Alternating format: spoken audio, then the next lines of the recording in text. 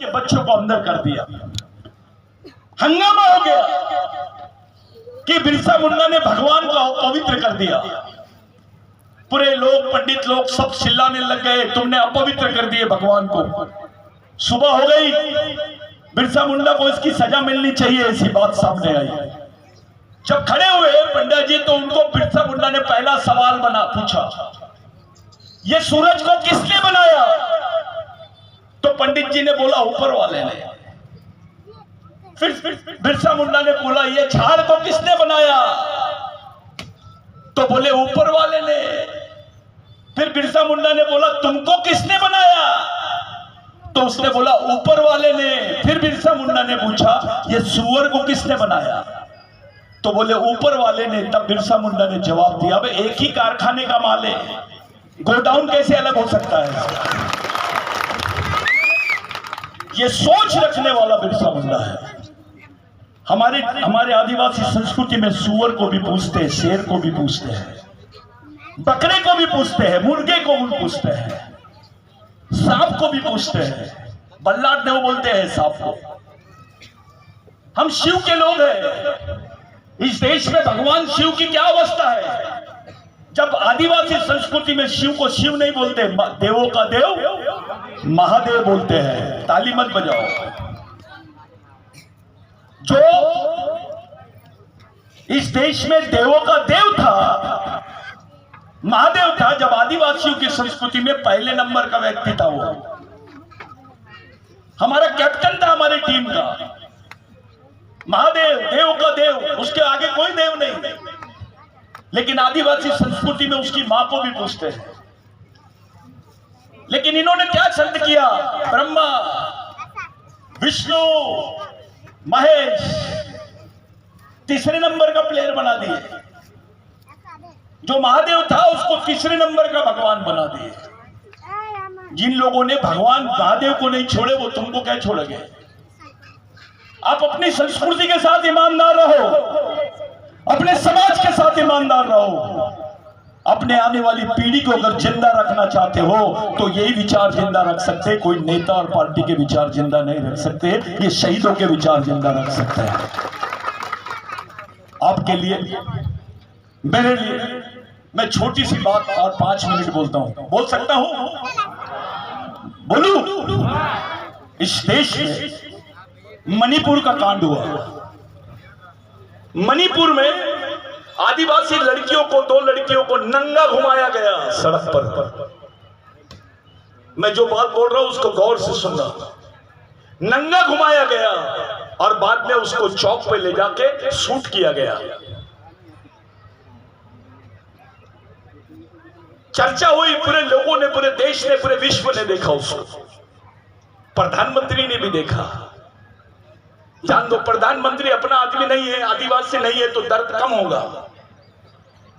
लेकिन इस देश की पहली नागरिक यानी राष्ट्रपति भी आदिवासी है, वहां पे राज्यपाल भी आदिवासी थी। तुम्हारी राष्ट्रपति होने के बाद भी, महिला होने के बाद भी मणिपुर की महिलाओं पे कोई बयान नहीं दी। क्या बात है? अबे राष्ट्रपति से बड़ा कोई पद होता है क्या? राष्ट्रपति बनने के बाद भी तुम्हारे बारे में एक शब्द नहीं बोल पाते इस देश में। इससे ज्यादा शर्मनाक बात क्या हो सकती है? आपके नेता घबराते हैं बात करने के लिए। वो समाज से कम पार्टी से ज्यादा डरते हैं, घबराते हैं, समाज के बारे में बात करने के लिए घबराते हैं। साथियों, जो घटना मणिपुर में हुई, अगर वो गुजरात में हो जाए, मध्य प्रदेश में हो जाए, महाराष्ट्र में हो जाएगा तो क्या करोगे आप? कैसे करोगे आप? आपके पास तो कोई संगठन नहीं है। पाइली के 50 नेता, हर 5 घर के बाद में एक नेता मिलता है, लेकिन समाज के लिए कार्यकर्ता नहीं मिलता है। एक नेता बनाओगे तो 5 साल काम देगा, लेकिन एक सामाजिक कार्यकर्ता बनाओगे तो समाज के लिए जिंदगी भर काम करेगा। तुमको परमानेंट बात करनी पड़ेगी। ये गांडूगिरी छोड़ो, मैं ये क्षेत्र का हूं, मैं ये पार्टी का हूं, मैं वो वाले पार्टी का हूं, ये बातों से काम नहीं जमेगा। आप किसी भी पार्टी में रहो, जब समाज की बात हुई तो एक जगह हो जाना चाहिए। समाज सब कुछ है। तुमसे पहला सवाल, नेता बड़ा कि समाज? जम के बोलो। समाज। पार्टी बड़ी कि समाज? संगठन बड़ा कि समाज? तो जो चीज तुम्हारी जिंदगी में सबसे बड़ी है उसको पहले बचाने की बात करो। एक मुस्लिम भाई अपने बच्चे 4 साल के बच्चे को मदरसा लेके जाता है, उसको बताता है, उसके हाथ में कुरान शरीफ देता है और पूछता है कि तुम बेटा ये कुरान शरीफ है, तेरे जीने मरने का रास्ता है। उनकी मस्जिदें चलती है, उनके मदरसे चलते हैं, उनके स्कूल चलते हैं, कॉलेजेस चलते हैं और उस समाज के लिए जीने मरने वाले लोग हैं। इसलिए इस देश में मुस्लिम भाइयों का अस्तित्व है।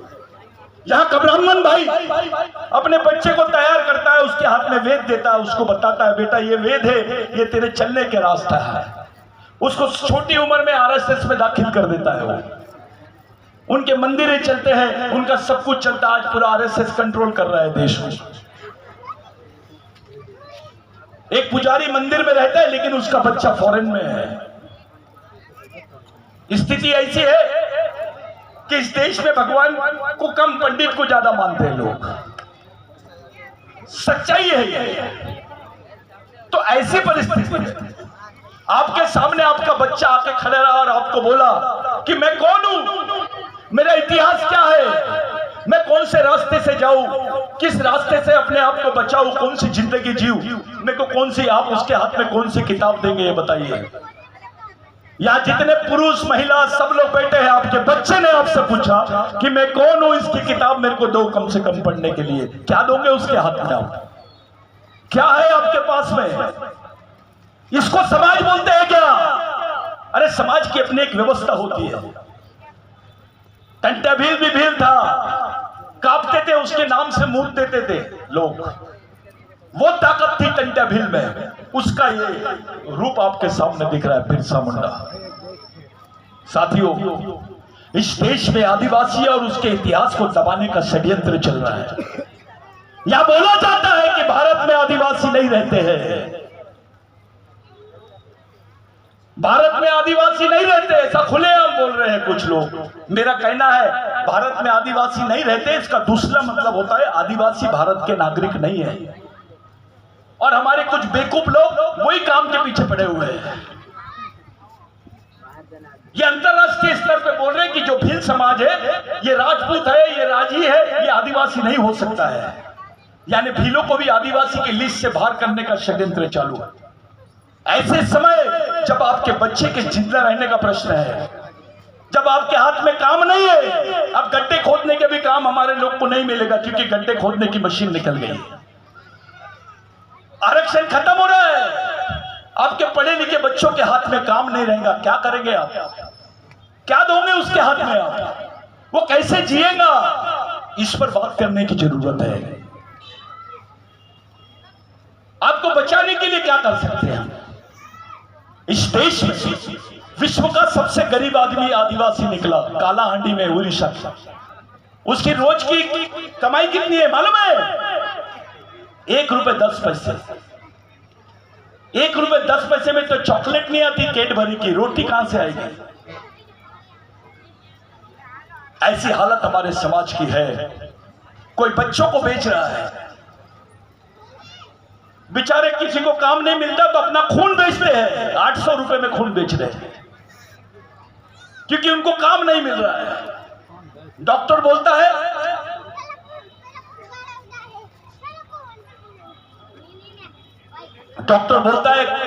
खाना खाएगा तो खून बनेगा, लेकिन सरकार बोलती है खाना होना तो खून देना पड़ेगा। यह हालत आदिवासियों की है। 12-12 साल की बच्चियों के हाथ में किताब रहने के बजाय बंदूकें नजर आ रही है, उनको नक्सलवादी बोला जा रहा है। अपना एक भी नेता जाता नहीं, पूछता नहीं कि बेटा तेरे हाथ में बंदूक कैसे आई, किताब होनी चाहिए। कौन से समाज की लड़की को मारा जा रहा है इस देश में? कौन सी लड़कियों के हाथ में बंदूक है? वो केवल आदिवासियों के हाथ में। साथियों, आपको समझना पड़ेगा कि आने वाला समय कैसा है। आपको नेता और पार्टी के भरोसे नहीं रहना है, आपको समाज की ताकत बढ़ा के समाज के भरोसे आपको रह सकते हो। जिंदा रहना है तो समाज नाम की ताकत को मजबूत करना पड़ेगा, उस मिशन को चलाना पड़ेगा। समाज का हर आदमी समाज के सामने समान है, चाहे वो अधिकारी हो, कर्मचारी हो, सब हो। अपने लोग जो कर्मचारी अधिकारी है वो समाज के भगवान है। G O D God, G for guardian, O for owner, D for driver. Guardian यानी पालक, ओनर यानी मालक, ड्राइवर यानी चालक। जो गॉड था समाज का वो उल्टा हो गया है। जीओडी गॉड नहीं हुआ, डीओजी डॉग हो गया वो। ऐसी स्थिति बन गई है समाज की। आप लोगों के लिए, मेरे लिए बैठ जा थोड़ा बेटा, बैठ जा थोड़ा 5 मिनट फिर बैठ, इतना भाग मत।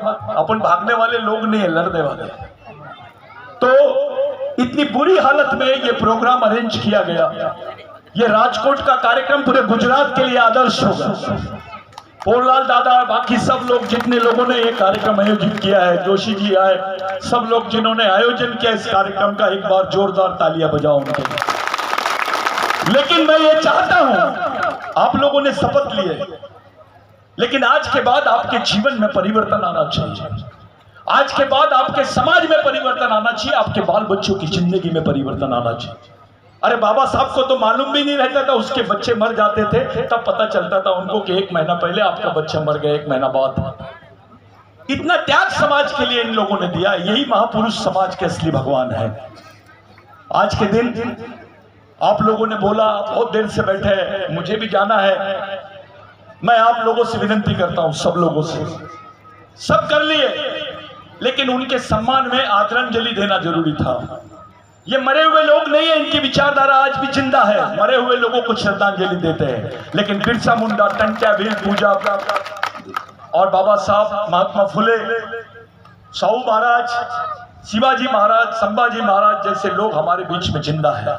हमारे पूरे पूर्वज जिंदा है, ऐसा आदिवासी आज भी मानता है।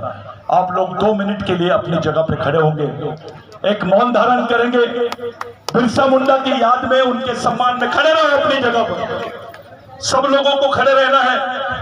अपनी बात रखने के लिए यहां से एक नई शुरुआत राजकोट में होनी चाहिए, एक नई सामाजिक शुरुआत राजकोट में होनी चाहिए।